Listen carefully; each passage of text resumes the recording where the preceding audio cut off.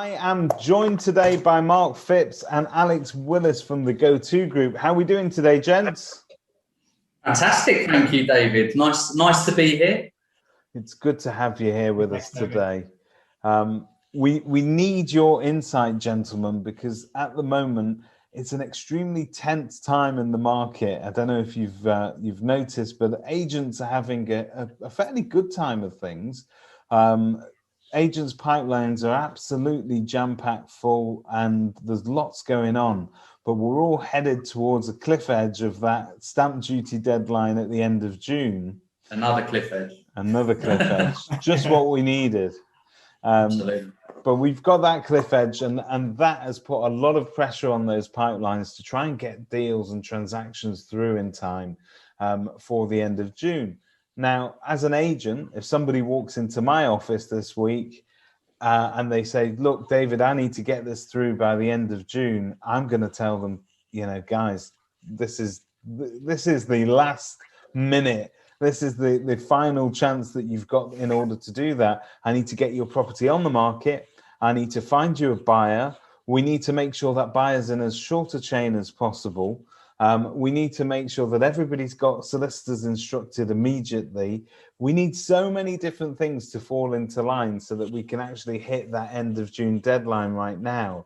That really, we're talking about lottery winning odds here in order to get a transaction that absolutely matches up in that way. And so when I thought about this, there is one process that perhaps does have a beginning, a middle, and an end that is really achievable, and that's the auction process. So I wanted to talk to you guys about your auction solutions and your view on how perhaps you could help an agent that would call you today and say, look, we need to get this through.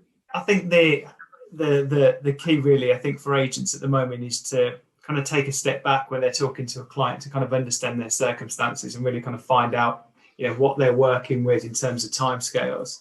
I think the key really is the questioning that they're asking. You know, why are they working towards the June timescale? Is it simply the stamp duty? You know, what is kind of driving this need?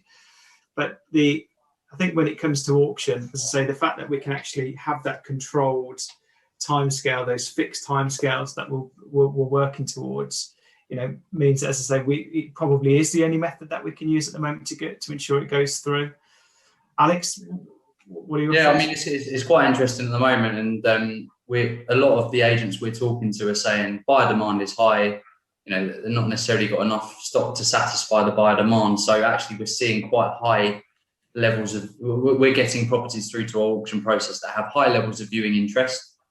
And we're able to sort of agree quite a quick deal on a buy it now sort of facility. And then those sort of 56 days that it takes from a draft contract through to completion mean that if we're tying deals up within the next sort of, 2 or 3 weeks, then there should still be that period of time to be able to have a chance of getting it through before the end of June. Yeah.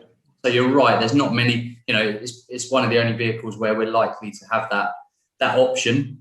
And also, there's obviously a tapered off deadline as well, isn't there? So it may become that they get used to, there might be some stamp duty to pay, but let's try and minimise the effects. So there might be an elongation on that. But through auction, we're getting that security. We're not going to have buyers that get to the end of June or beginning of June and realise that actually it's not going to hit that sort of end of month deadline and then just pull out en masse and fall through en masse. So we're providing a level of security as well for people. So I think it's just, historically, agents always tend to think of auction in a certain way.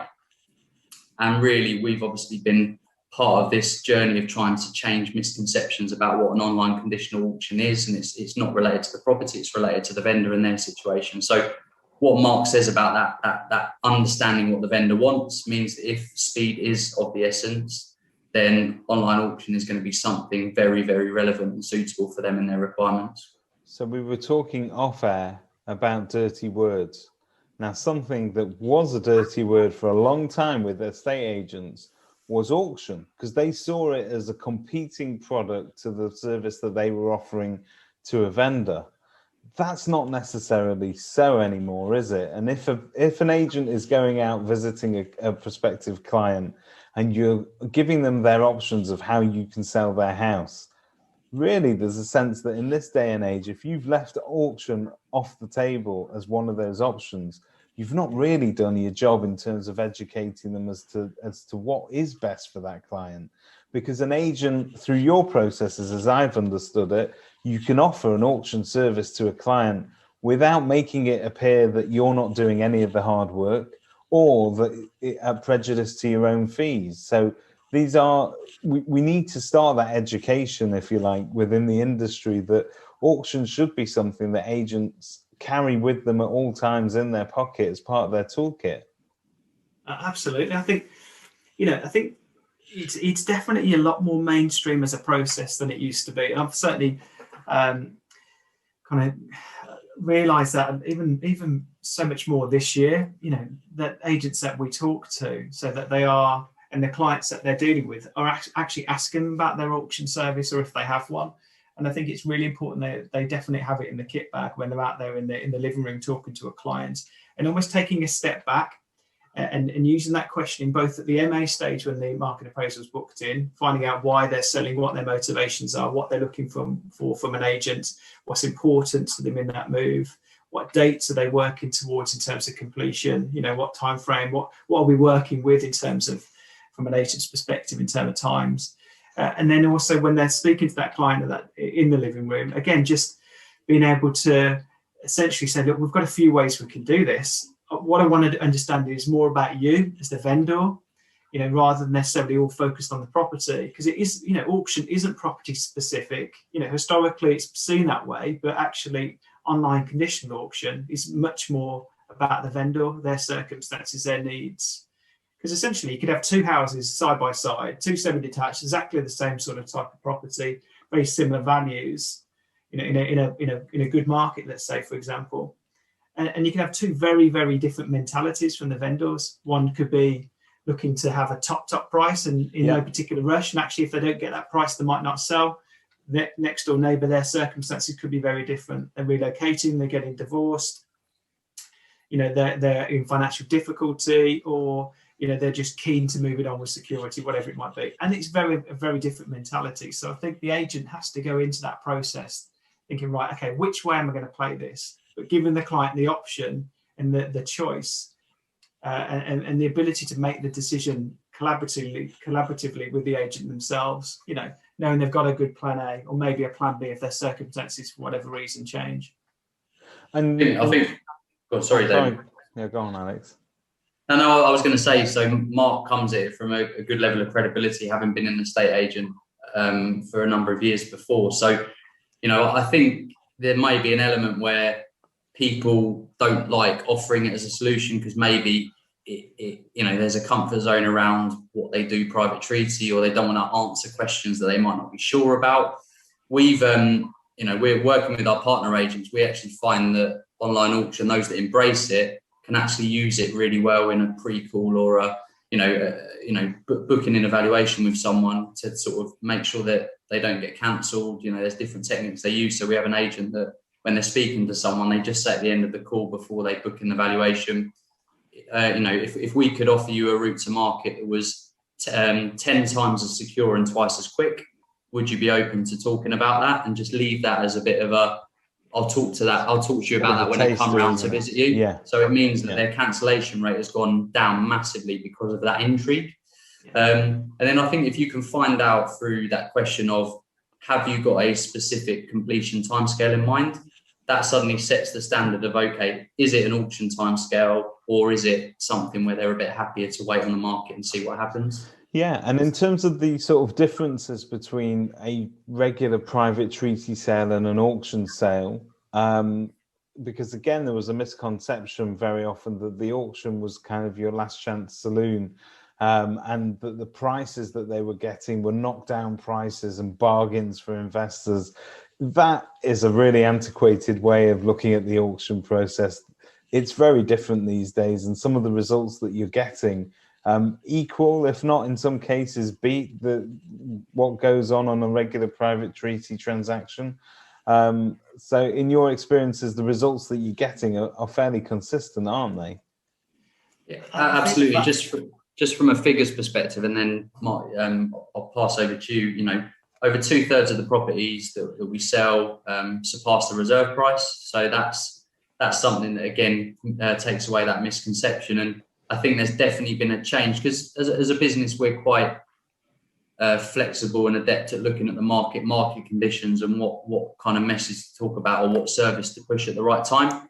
And I think with auction, we've also got our committed buyer product, which we can talk about in more detail. We're working with a lot more agents at the moment to try and help them with the high demand, to filter out and siphon out those buyers who are showing interest in a property within that first 24 hours, moving them onto a different method of sale and making sure that the one that does come forward and purchase that property financially commits to it and sees it through to completion. So I think that's quite that will lead to us seeing the level of sale prices we're seeing at the moment, which we're getting some phenomenal results. Pretty decent, yeah.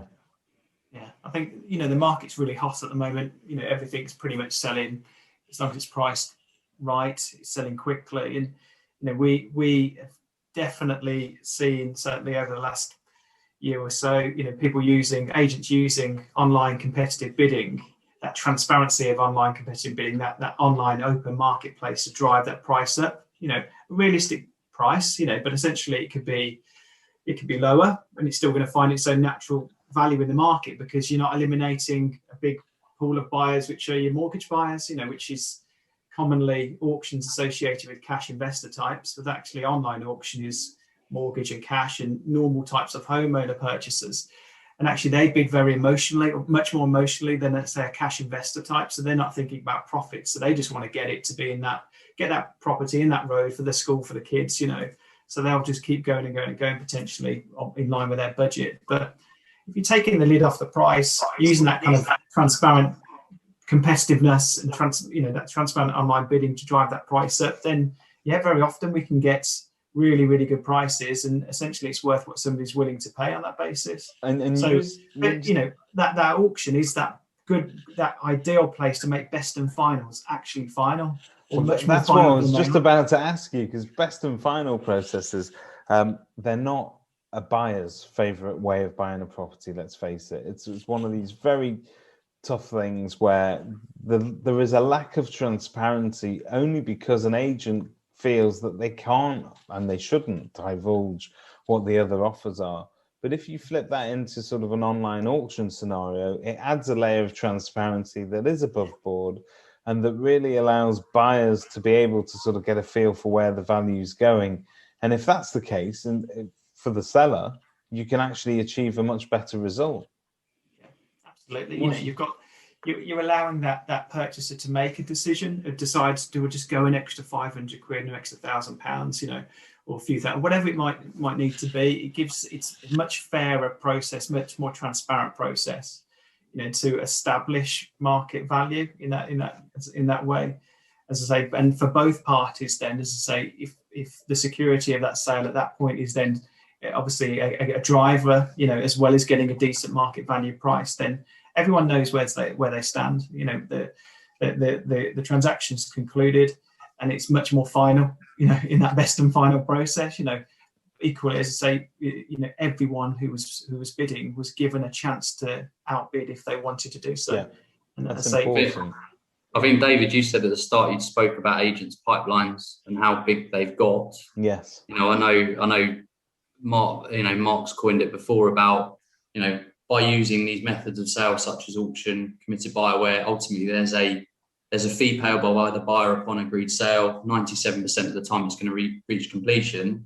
Those pipelines, you're really trading in sort of real money rather than monopoly money. So you're never certain that pipeline's going to mature. Yeah. And also, if anything falls out of bed, then you can pick it up with something like an auction to mean that it can next time around. So I have stolen that phrase from Mark Phipps. So I will. I'm not claiming copyright on that one. That's okay. That's okay. It all makes sense. So in terms of any agents watching this today, and they think, okay, actually this is something that I would like to push to my clients. This is something that we would like to get on board. If they can obviously find your details on the 𝗱𝗶𝗵𝗵 website, and details are below. But in terms of onboarding and getting into the GOTO group and getting this set up, as an option for your guys to use? How quickly can that be done? I think I'll give it to Mark. Mark's onboarded some really good agents very recently, so you've got good exposure to that onboarding piece, haven't you, Mark? Yeah, absolutely. Yeah, it depends on the agents, of course, but getting them set up is really easy. We don't charge. There's no monthly setup fee or ongoing cost. We would look at the size of the business and the number of branches the agent has, who needs to be trained, and we'll set up a bespoke onboarding plan on that basis and kind of how that looks. And then we would deliver training, either depends on how we are with COVID and this, that, and the other, either online training delivered by myself and the team, or would be in branch doing it there. But we would essentially do a bespoke onboarding plan depending on the size of the agent. But yeah, really, really quick to get everyone set up. But training for us is super key, so there'll be a bespoke training solution put together to really help educate the branches to be able to use it effectively and spot the right opportunities and pitch it correctly to get the best results from it. So it'd be a very consultative initial conversation just to see how that looks. And people watching this should be advised that auctions are not just for Christmas, they're not just for COVID, and they're not just for stamp duty deadlines, but it's a way that you can maximize the result for your clients. And if you're offering them a solution in how to sell their property, if you're leaving auction out, you're only giving them part of the picture. So thank you very much for that.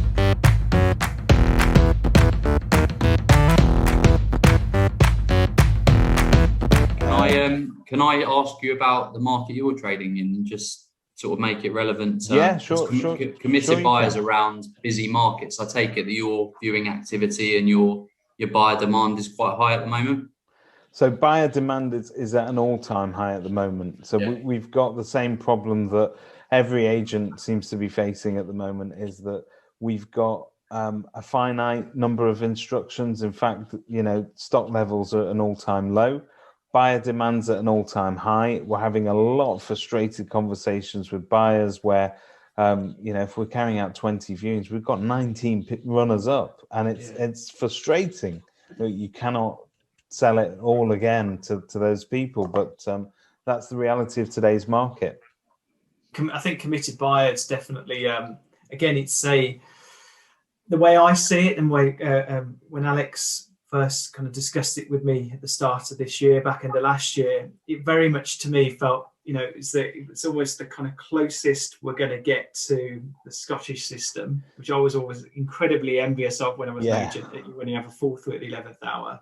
It's not the same. It isn't the same, but for me, I feel as though it's the closest we're going to get, unless the government decides to, bring about wholesale change in the process. So it's near enough. Essentially, I think, for example, auction is very much for those pressing timescales and that security that a client needs. Committed buyer is for clients who want that security, who want those fixed pre-agreed timescales, but they want that peace of mind as well. So it is actually incredibly well timed at the moment for those best and final transactions, because, to say, if someone is buying on, for example, they want that peace of mind of knowing that that buyer's gone into the process, knowing exactly what they're buying, having done the due diligence on the legal packs and so on that we provide. They're paid a financial amount, reservation fee, to secure it, both lock themselves in but lock anybody else out. So again, the buyer's got the benefit of that. But equally, those pre-agreed timescales that suits both parties, based on whether maybe a bit of an upward chain, there's a bit of a below chain. So again, they've kind of got that's all considered, and every offer is viewed on its merit on that basis. So obviously, once a sale's been agreed, reservation fee paid, buyer knows what they're buying, everyone can just relax a little bit. I think that where committed buyer comes into its own, and I've said this to vendors for years, is that whilst you're looking to sell your house, the portals, be that Rightmove, Zoopla, On the Market, Booming, whoever it is that you're using, they're your best friend at the moment, because you want to sell your house and it's going, hey, come on, buy this house, it's for sale. Now, the minute you find a buyer, all of those portals become your worst enemy, because they're still telling your buyer, hey, look, there's another house over here that you might have missed. There's another one coming. And so really today, the opportunity for a buyer's head to be turned by something different, by fresh stock coming to the market, it's more prevalent than probably ever before because of the efficiencies delivered by portals. We as agents have to keep that momentum going, and if we don't keep a momentum going within a transaction, we're likely to sort of lose control of it, and the fall through rates as a result are affected by all of this. But with committed buyer, one thing you could do is you can accept an offer from one buyer, and you could lose the other 19 or so bidders that you had without worrying whether or not you've made the right decision, because you've got that commitment, but also really that they are committed. To pull out of that transaction at that stage, it hurts, it really does. Yeah. And so you've got a much better track rate, if you like, in terms of the ability for you to get that through. You've got a much better chance of getting that through, haven't you? Absolutely. You know, you've not only got a buyer who is much more informed, they're financially committing themselves and agreeing to complete within an agreed timescale. You know, that timescale is pre-agreed and suits both parties. But yeah, it's much more like Alex kind of mentioned earlier, the phrase I use, it's like a firm handshake using real money rather than a loose handshake with monopoly money, which is what private treaty feels like until you've exchanged. Whereas with committed buyer, everyone can relax a little bit more now and kind of then hopefully enjoy that moving process rather than dreading it. You know, sleepless nights thinking it could fall through if my buyer's circumstances change and it's not in my control, obviously. You know, I'll be honest. In terms of a service and the way that it came about, was we're looking at auction, and a lot of feedback from agents in certain areas of the country was that they didn't want to say the word auction or promote an auction in the living room. And, you know, the benefits are clear, but actually they wanted another alternative. So the name sort of was something that was created as an alternative, but then the benefits and how it came about has worked incredibly well. And again, it was created as this option to sell a service in the living room for those people that want security, sign them up to a contract, market it as committed buyer, get the legal pack ordered, and it's done in that order, which is still what a number of agents do. But we've seen a lot of success from agents recently who know that they've got a motivated seller, but have got 4 or 5 offers on the table, or they've got a high level of viewing interest, and they just have a word with the seller and say, look, we know you're motivated and you need security. If we transfer it onto this method of sale, we'll update the buyers, and then we'll siphon out again those that are interested in this property to secure a committed buyer. So it's kind of evolved into more of a flexible option for agents based on what's happening on the properties that they're marketing. And I think if we look at the market at the moment, you know, we as a sales team, we jump on a call every morning to look at it's like the Sunday supplement on Sky Sports. We get the industry editorials open. We pick out the stories that are interesting or relevant to the services we operate. And every day at the moment, there was a story the other day about Countrywide saying 39% of their properties are getting 3+ bids on them. We had a property, there was an estate agent in Liverpool who said that he had such a hot property that he was getting abuse from buyers on it. It happens. And obviously we're just getting smacked around the face about how high that buyer demand is from the different sort of portal views. So it couldn't be a more relevant option in this current market, in our opinion, in our biased opinion. But it's obviously good to hear from your perspective, talking about how it can help you in your area. Yeah, no, it's superb. I mean, I think part of the jobs that we do as agents, I mean, yes, at first you're there to advertise that property and reach the audience. But then we find ourselves in this interim period of when you're choosing the offer to go with, and you need to make that considered advice that you're offering the client relevant, and you need to really sort of drill down into the buyer's position. There are still some buyers that you feel there's a chance here that it could, you know, they've told me and they've shown me some documents and that's enough, but I don't know, I've got this gut feeling that they might turn around at the last minute and chip, or they might turn around at the last minute and do something else. And I suppose driving them into a process like committed buyer, where they're having to put their money where their mouth is from day one, and they're having to show that there is a commitment there under not onerous circumstances. You're not holding a gun to the head and saying, look, you do this and the transaction's got to be through before we blink. It's not an auction scenario like that, but it is a scenario where you're getting a commitment. You can still go through a regular conveyancing process. They can still buy conventionally with a mortgage. So there's real flexibility there. So it's a solution. Listen to me selling your solution. It's a great solution for an agent. You put me in an impossible position, guys. No, but it's a very, very decent and very welcomed solution, and I think that more agents should be using it. And actually, I've discussed with 𝗵𝗵𝗵𝗵 before that if we're partway through a transaction, you can flip that onto a committed buyer transaction if you feel there's a chance that somebody here is going to get cold feet and pull out, and you want them to commit. That's an option. We've had people do that. We had someone the other day that had an offer of, I think it was agreed offer of £182,000. 4 or 5 weeks gone by within transaction where the buyer had gone a bit quiet. They decided to flip it on its head and say that they'd be happy to agree a deal for 177 plus a buyer's fee to get that security, put that then to the buyer, and suddenly they're hearing from them straight away. So it is a good sort of metric of that motivation from a buyer's perspective as well. I love it, and it's a welcome solution. So well done on that, guys.